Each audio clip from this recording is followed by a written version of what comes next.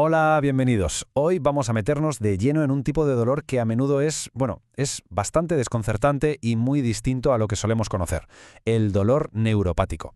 Si alguna vez se ha tenido una sensación de dolor extraña, de esas que no parecen tener una causa clara, esta charla va a ayudar, y mucho, a ponerle nombre y a entender qué está pasando.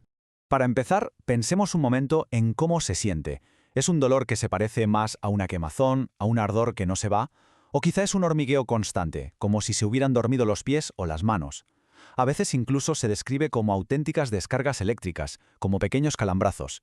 Pues bien, son justo estas sensaciones tan particulares las que lo hacen diferente de un dolor, digamos, normal. A ver, esta comparación es genial para entenderlo. Imaginen que el dolor normal es como la alarma de incendios de casa. Funciona de maravilla. Detecta el humo, suena para avisar del peligro y en cuanto el problema se soluciona, se apaga. Útil, ¿verdad? En cambio, el dolor neuropático es como tener esa misma alarma pero estropeada. Empieza a sonar a todas horas sin que haya fuego ni humo. Envía señales de alarma falsas y lo peor es que puede quedarse sonando durante muchísimo tiempo. Vale, vamos al lío. Vamos a definir qué es exactamente este dolor tan peculiar.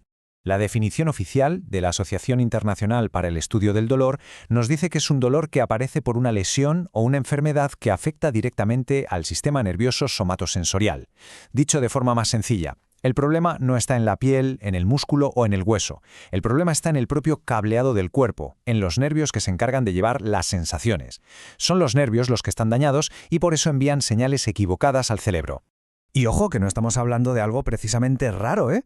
Se calcula que entre un 7 y un 8% de la población general lo sufre. Eso es muchísima gente. Así que desde luego no es una condición extraña ni aislada.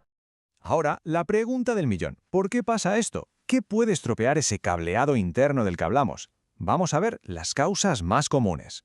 El proceso en realidad se puede resumir en 3 pasos. Primero, tiene que haber algo que dañe el nervio. Las causas son de lo más variado, ¿eh? Puede ser la diabetes, una neuralgia después de haber pasado un herpes zóster, una lesión en la médula espinal, en fin, muchas cosas. Segundo, esos nervios que han sufrido el daño se vuelven, por así decirlo, hiperexcitables.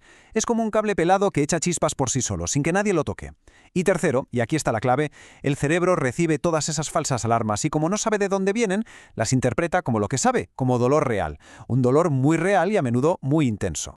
Y aquí viene algo muy curioso. Fijaos en esta dualidad. El daño en los nervios puede provocar dos tipos de síntomas que son casi opuestos. Por un lado, tenemos los que llamamos síntomas positivos, que son sensaciones nuevas que no deberían estar ahí. Por ejemplo, ese dolor quemante o la famosa alodinia, que es sentir un dolor terrible con algo tan inofensivo como el roce de una sábana. Y por otro lado están los síntomas negativos, que es justo lo contrario, la pérdida de una sensación normal. Por ejemplo, el entumecimiento, la falta de sensibilidad. Es como si el sistema nervioso a la vez se pusiera a gritar sin motivo y en otras zonas se quedara mudo. Muy bien, ya sabemos un poco mejor qué es y por qué puede ocurrir. Ahora, ¿cómo se diagnostica? ¿Cómo se le pone nombre y apellidos a lo que está pasando? Esta frase me parece fundamental, de verdad, porque reconoce algo que sienten muchísimas personas. Lo increíblemente difícil que es explicar con palabras estas sensaciones tan raras. No es fácil describir un calambrazo o un hormigueo que quema. Es importante saber que los médicos y los profesionales de la salud son muy conscientes de este reto. Y precisamente por eso, por lo difícil que es de describir, la herramienta de diagnóstico más importante, la más valiosa, es la historia que cuenta la persona que lo sufre. Explicar con todo el detalle posible cómo es ese dolor, dónde está, qué parece provocarlo, qué lo alivia, todo eso es la pieza clave del puzzle para que el médico pueda entender qué ocurre. Y para ayudar en esta tarea no se va a ciegas. Además de escuchar atentamente, se utilizan herramientas como unos cuestionarios especiales. Aquí vemos algunos, como la escala Langs o el DN4. No son más que una serie de preguntas muy concretas que ayudan a los profesionales a diferenciar si el dolor es de tipo neuropático o no, y a orientar el diagnóstico. Son como una guía para confirmar las sospechas. Bueno, y ahora vamos a lo que de verdad importa. ¿Y qué se puede hacer? Hablemos de los tratamientos. Y aquí lo fundamental es entender que no se busca una pastilla mágica, sino que el objetivo es crear un plan, un auténtico traje a medida para cada persona. Este gráfico lo resume a la perfección.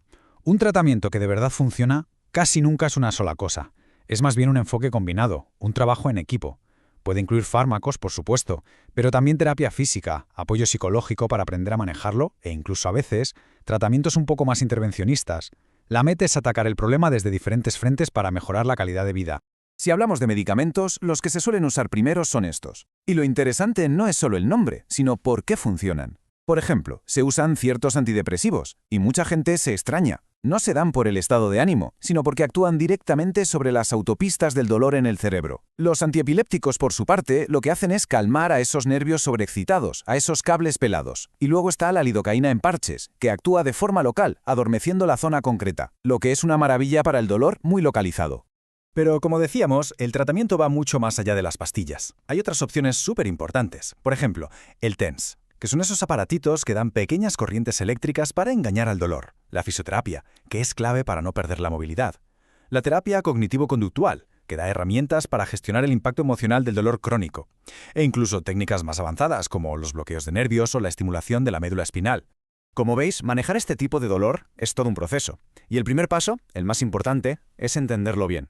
Por cierto, si toda esta información está ayudando a aclarar las cosas, un me gusta y una suscripción al canal nos ayuda un montón a seguir creando más contenido como este para quienes puedan necesitarlo.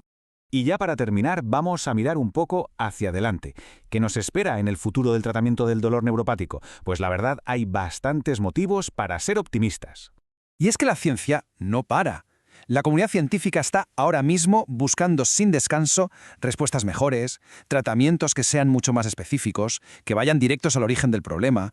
Y no hablamos de ciencia ficción, ¿eh? Fijaos en las líneas de investigación que ya están en marcha. Se están creando fármacos nuevos que apuntan con una precisión casi de francotirador a puntos muy concretos de los nervios.